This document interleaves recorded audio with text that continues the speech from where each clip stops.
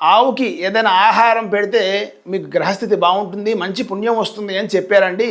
కాబట్టి మేము ఆవుకి మాకు ఇంట్లో మిగిలిన పదార్థాలు పెట్టేస్తున్నాము అని చాలామంది అనుకుంటూ ఉంటారు. అయితే ఆవులో అందరు దేవతలు కూడా ఆవులో ఉంటారండి. లక్ష్మీదేవికి స్థానం లేకపోతే కూడా ఆవు యొక్క పృష్ఠభాగంలో ఆవిడ నివసించడానికైనా ఒప్పుకున్నారే తప్ప ఆ గోవు యొక్క శరీరంలోంచి వెళ్ళడానికి ఒప్పుకోలేదు లక్ష్మీ అమ్మవారు కూడా. కాబట్టి అంతటి ఆవుని మనం ఎట్లా చూసుకోవాలి? అంతటి పవిత్రమైనటువంటి జంతువుకి మనం నిన్న రాత్రి తిన్నటువంటి మీరు తినగా మిగిలిపోయినటువంటి అన్నాన్ని నీడల్లో కలిపి దానికి పెట్టేస్తున్నారు చాలామంది. నేను ప్రత్యక్షంగా చూసినటువంటి దాఖలాలు చెప్తున్నాను నేను.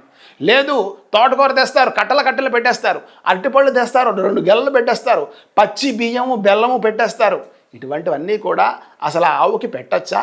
దాని యొక్క శరీర పరిస్థితి ఏంటి అని ఆ ఆవుల్ని కాపాడి వాళ్ళు ఎవరో ఉంటారుగా, వాళ్ళని అడిగి కనుక్కొని వాళ్ళు ఏది చెప్తే అది పెట్టండి.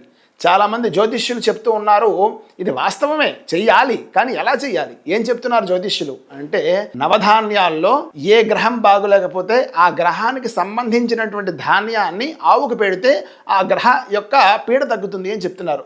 వాళ్ళు చెప్పారు కదా అని చెప్పి బొబ్బర్లు తీసుకొచ్చి 20 కిలోల బొబ్బర్లు ఆవు ముందు పోసేస్తే ఏం తింటుందండి ఆవు?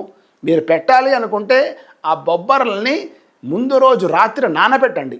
నానబెట్టి ఆ నానినటువంటి బొబ్బర్లు ఏవైతే ఉన్నాయో అవి ఆవుకు పెడితే మీకు అత్యంత శుభఫలం కలుగుతుంది. మీరు బొబ్బర్ని పచ్చిగా తినేస్తారా మీరు? మరి ఆవు కూడా ప్రాణే కదా.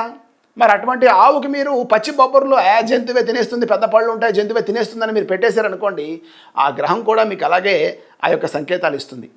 కాబట్టి మీరు నవధాన్యాల్లో ఏ ధాన్యం పెడుతున్నా సరే అవి ముందు రోజు నానవేసి తర్వాత రోజు ఆవుకు పెట్టారంటే దానికి సుఖంగా ఉంటుంది, మీకు కూడా శుభ ఫలితాలు కలుగుతాయి. అంతే కదా అని చెప్పి అరటిపళ్ళు గెలలు పెట్టేయడం, ఏదో ఒక స్వామివారి ఫోటో చూసేవండి, ఆ ఫోటోలో స్వామివారు ఆవుకి అరటిపండు పెడుతున్నారు కదా అని చెప్పి మేము కూడా ఆవుకి గెలల అరటిపళ్ళు పెడతామంటే అది చాలా తప్పు.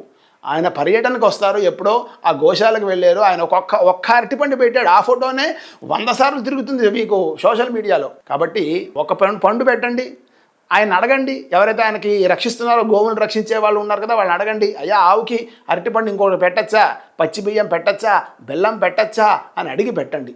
అంతే తప్ప సాధు జంతువైనటువంటి ఆవుకి మీరు ఇబ్బంది పెట్టారు అంటే మీ జీవితాలు కూడా అట్లాగే ఇబ్బంది పాలవుతాయని చెప్పి నేను మీకు తెలియజేయడం జరుగుతుంది. జయ శ్రీరామ్, శ్రీమాత్రే నమః.